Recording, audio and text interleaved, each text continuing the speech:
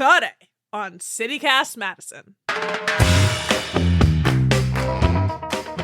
Madison takes real pride in its gay and queer communities, and yet we don't have a lesbian bar specifically. That said, there are gay women and sapphic-oriented spaces, including a celebrated monthly pop-up called Dyke Dive.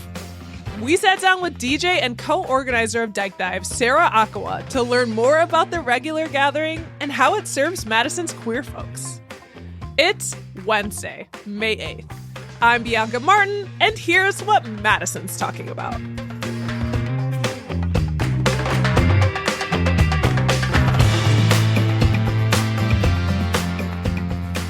DJ Sarah Akawa, how are you? I'm good. Thanks for asking. Yes. So, right off the bat, what is Dyke Dive? Okay, so Dyke Dive is a pop-up events dance party series for dykes, sapphics, women-loving women, and their friends. So we basically pop up at dive bars or random spots to have like a big old gay dance party, create our own spaces, that kind of thing. Yes. And how long has Dyke Dive been going, and how's it evolved over time? Okay, yeah. So Dyke Dive, I'm pretty sure the first Dyke Dive would have been in 2015, though Kelly, the creator of it, was throwing queer women's events like much, much long ago, like probably like the 2000s. Like, for example, she had Tegan and Sarah at the Terrace when they were small enough to like sleep on her couch. Oh my God. I feel like I remember seeing that poster. Oh yeah, because you grew up here, right? Yeah, and I went to UW, and, you know, Tegan and Sarah was the soundtrack of my high school life. I love that. Yeah, so Dyke Dive, in its inception as it is, probably 2015, but Kelly has also had, like, a long history of events as well. Yeah, and so is it the same thing that it's, you know, it started as? Like, the concept, has it evolved at all over time? So Dyke Dive originally was just, like, a very impromptu pop-up. So, like, no DJ, no dance party. It was just, like, Dykes pop up at this bar, kind of like guerrilla queer bar takeover, was like an example of other things that were going on like around cities, or like lesbian pop-up bar was also happening in Madison kind of at the similar time. I think it probably started right around the same time. So yeah, originally it was just come to this dive bar, cheap drinks, good community, like no pretense. Let's all just hang out and be gay together. But then, yeah, Kelly and I met like at a random train party and just like really hit it off as friends. And she was like, hey, do you want to like DJ this? And it just kind of exploded from there. So yeah, not a lot of places to dance in Madison already. And definitely no places to dance if you want to be extremely gay. And definitely no places if you are a woman trying to do that. So Dyke Dive kind of, I think, started to feel like a little bit of a niche in Madison and just, yeah, got bigger. I will also say, though, that I think that Dyke Dive has grown alongside Hot Summer Gaze, which also started in 2015. So Hot Summer Gaze originally started as like a queer events, art, and expression like mini festival like throughout the summer. And when that started getting really big, like Dyke Dive kind of took over as like slightly smaller events in like fall, spring, and winter. And then Hot Summer Gaze was like the really big events in summer. I mean, at this point, they both just like run all year long. Oh my God. I just had this flashback memory of being in one of those trains over like, isn't it West by West Wash? There's like a train parties. Yep, that was the original. Yeah, there's like it's right by UW Madison. There's like an arts building and. Yeah, now I think it's like Bandit Tacos. So it's definitely been built up. Yeah, business has all filled that up. But as you mentioned, this is a pop-up at different dive bars. There isn't a specific lesbian bar in Madison that I know of, is there? Yeah, definitely not. There are definitely like lesbian or like sapphic spaces. You know, like I think Java Cat, I'm pretty sure, is like queer women owned. And of course, A Room of One's Own is a very queer space. The Herbiary as well. Giant Jones Brewery? Yeah. So that's owned by queer women. Mm-hmm. Okay, cool. Yeah, so there's not like a lesbian bar per se, in like the way that like maybe like Plan B was like a gay bar or like Club 5 is or Shamrock or whatever. But there definitely are like queer women's spaces, I would say. Sure. Is this pop-up specifically for lesbians? Like, who's the intended audience? Sure, yeah. So the intended audience is just queer people in general. I would say it definitely leans a little bit more like women-loving women, dykes, sapphics, lesbians, that sort of thing. I mean, it's called Dyke Dive, right? And just like purely by like me, a lesbian DJing it, and Kelly, a lesbian, the one running it, like it definitely swerves that way. But we also bring in like other DJs, you know, like DJ Fuzzy Duck is a bisexual man, and we have like gender nonconforming or trans DJs and all sorts of things. So just like the intended audience is essentially just like queer people who like to dance. that's like the audience and their friends. Yeah, and you brought up Hot Summer Gaze. I feel like I moved away for a second and I missed that happen, and I came back and it's huge, like, streets being filled. Can you tell us like what that is? Sure, yeah. So Hot Summer Gaze is essentially like a queer summer music series festival-ish. So not really like a way of calling it. It's a dance party series in the summer. So like big parties, lots of people. It ends up being a little bit like debaucherous and just bigger than Dyke Dive. Like Dyke Dive is kind of like a monthly series that like roughly stays the same, where it's like 150 to 200 people. But Hot Summer Gaze, like we sold out like the Majestic and stuff like that. So it's a little bit bigger. And that's huge. Those are big numbers. I will say we sold out the Majestic without the balcony. So that lowers the number a little bit. Yeah. But still like hundreds of people. Yeah. Yeah. And you know what? Madison is, among many things, a campus town. And I feel like right now it's the age of the queer reign. I don't know if that's just me, but, Janelle Monáe, Billie Eilish just came out. I would argue Billie Eilish has been out for a while. I will just say that.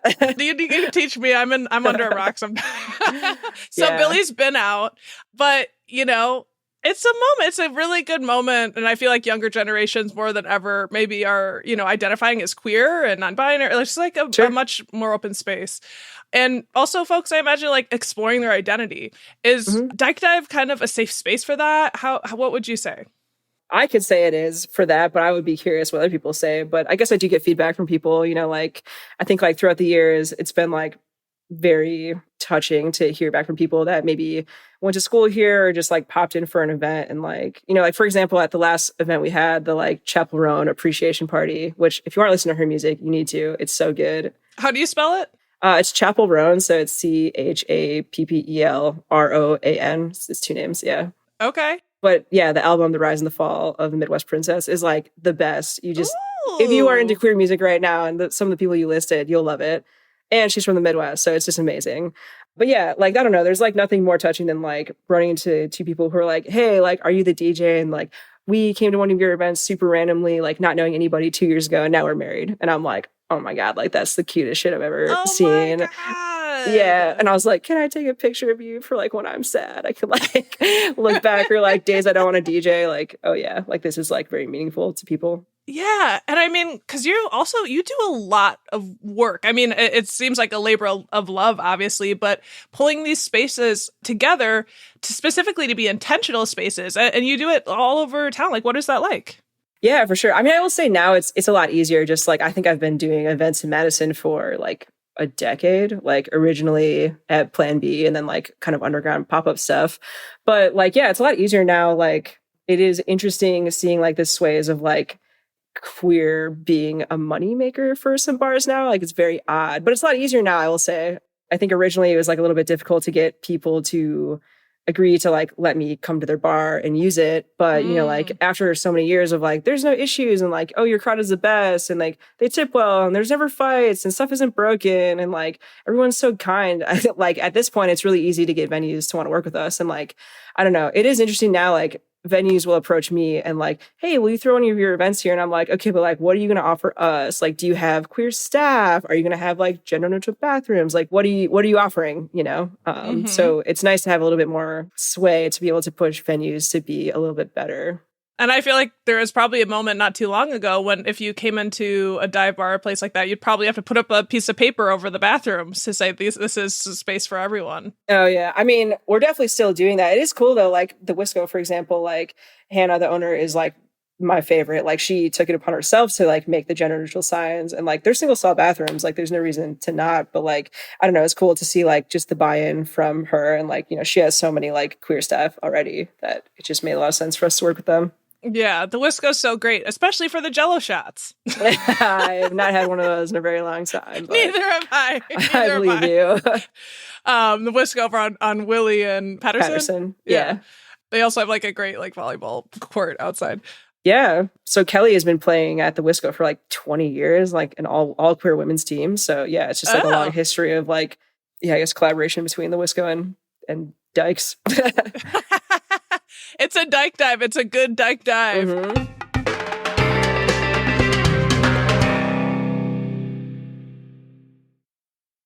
I'm curious, what other bars have you held Dyke Dive at? And do you have kind of other regular spots?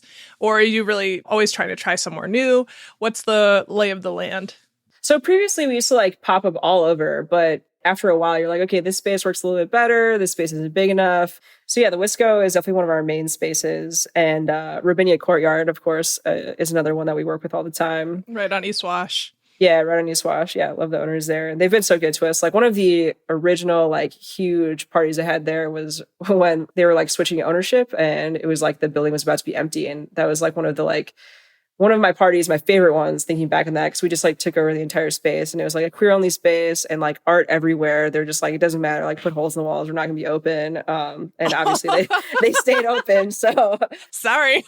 Yeah, no, it was great. And it's been cool to work with them of just like figuring out like sound system and how to like have like a nightlife program while they're also being a restaurant. But yeah, there's another bar that's opening up soon in the old Frequency space, which is one of my favorite spaces. I loved working with Darwin, but Kevin Wilmot is opening up Gamma Ray Bar. So I'm going to be DJing there probably about monthly. Girl, he broke the news on CityCast Madison. Oh, nice. That's awesome. Well, I think our first party is maybe a Friday, but I think we'll have a Saturday there in August. So, well, isn't that so special? Like specifically focusing on trying to make a space for like people of color in Madison. Yeah, for sure. Yeah. So Kelly is Indigenous Hawaiian and I'm Asian American. So like also Dyke Dive is entirely like women of color led because it's just us two.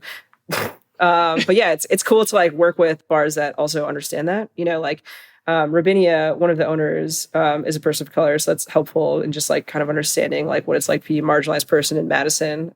But yeah, not every bar has that, right? Like Madison, obviously, as you know, is a pretty white place. So it's not unusual to go to spaces where you are the only person of color in the room. Right. It is. Yeah. Yeah. At this point, it just rolls off my shoulders as like, whatever. But, it comes up sometimes. Well, yeah, I was also curious, have you had any issues with like creeps at bars who want to bother you because this is a lesbian space? Sure. Yeah. I mean, there's definitely been creeps of all varieties, formats. Like that's something that like is just like a truth in this at this point, unfortunately, like people getting drunk and not being able to act properly. But yeah, it comes up frequently sometimes. I think like my favorite way of dealing with that is popping on the mic and just reminding everybody that they're at a Dyke Dive or Hot Summer Gays and just like really lean into the dyke or the gay and like explaining that it's a queer space. But yeah, I mean, that's another thing. Like we only really work with venues who are like comfortable, like following our like no creeper policy of like, if there's any report, like no questions asked, the person is asked to leave. And yeah, I mean, like, I don't think this has happened for a very long time, but there was one instance where I like stopped playing music, all the lights go up, like we are not continuing this party until this person leaves. And like, unfortunately that is something that has happened one time, but that kind of like this party is not continuing until this problematic person leaves. And like, it doesn't matter like if no one's getting drinks, like everything is done until like the problematic person leaves. And like, sometimes that's just what you have to do, Zero tolerance. Yeah. Zero tolerance for sure. Yeah. This is silly, but for me, I'm bisexual, and I always just think gay women are really cool, and I'm afraid. We're all afraid of us, don't worry. women are so cool. And in terms of anyone who hasn't been to the pop-up or like interested in coming, are there any rules or like guidelines to not be an idiot? Yeah, for sure. I mean, the first thing I'll say is like Dyke Dive and Hot Summer Gays are both open spaces. So though they are intentional spaces, like to celebrate queer people and queer community, like they are open. So, if you only feel comfortable bringing like your straight best friend forever, like bring them, just, make sure they act right. Cause obviously they're joining a space that is like, everyone that joins a space kind of like contributes to it, whether you really want to or not. Like, and I think that's kind of true for most spaces. Like you might think that you're just there as an observer, but like if you're in the space, you're part of the space and you are also helping curate it. So I think it's just like behaving how you would want other people to also behave. And like, if you're just curious and you're a bit shy, like, you just like hang on the back, like no one's going to think that's weird. And like people are pretty friendly. Someone might want to talk to you. And like, if you don't want to talk to them, you just like, thank you. And hopefully they move on. And if that isn't the case, like come tell the DJ and we'll figure it out. But yeah. Is there any bi shaming? Hopefully not. Hopefully not. Yeah, like ideally not. Like yeah. I we recently talked about Dyke Dive on an events conversation, or talking about events you should check out. So it's so exciting to actually talk to you on the show. And I was like, the Dykes get down in this. Y'all are dancing. You guys are coming correct with the music. You've talked about some of them, but do you have any favorite memories from any events that stand out to you that you could share? Sure. Yeah.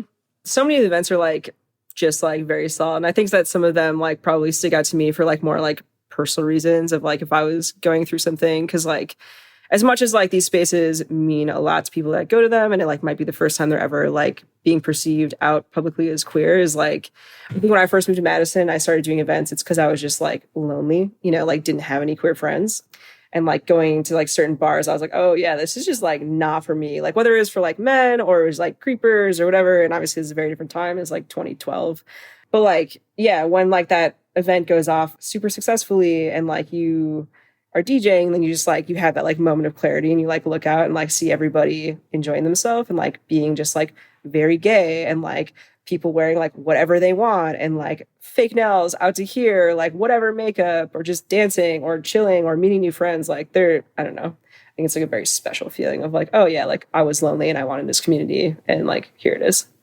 Here it is. Yeah. That's beautiful. And I mean, I imagine that's very motivating to keep you, you know, doing the work, because you're really a leader in the queer community in Madison. You're out there.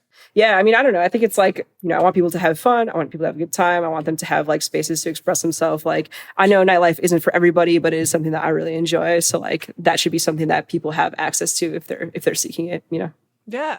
And so what's next for Dyke Dive? Anything coming up? Oh yeah, for sure. I have so many events. So Hot Summer Gaze is like yeah, I'm about to like read so many things off to you. But yeah, Hot Summer Gaze whole schedule is out. So May 17th at Robinia, and then 6/14 at High Noon, and then there's a couple other events in July and August. Then of course I'll be DJing live on Queen Street, although it's not going to actually be on King Street this year. It's going to be at the Sylvie, but that's June 21st. A bunch of really awesome drag queens. Shout out Bianca Lynn Breeze. She's the one who sets that up. And then we've got Gamma Ray Bar, which actually is on a Saturday, so you'll be there. It's June 22nd. Yeah, so that'll be like my side project called Subtext. It'll just be a queer disco. So it's, yeah, just a queer dance party. Not a lot of like beyond it. It's just like good music, queer people. Let's go. Will there be a disco ball? Yeah, there will be a disco ball for sure. Absolutely. Certified. But yeah, I don't know. If people are interested, they can check out like the Instagrams for Dyke Dive, Hot Summer Gaze, or my personal one. Yeah, absolutely. Well, Sarah, it's been such a pleasure. You're doing amazing stuff out in the community, work. I almost hesitate to call it work because it's so fun, but it is work and love and care. So thank you for all that you do, and also for coming on the show. Yeah, thanks for having me. That's DJ Sarah Aqua, co-organizer of Dyke Dive and many other local queer events. The next Hot Summer Gaze event, by the way, is next week, Friday, May 17th at Robinia Courtyard. For more information on that event and their other upcoming events, head to our show note for links to their socials.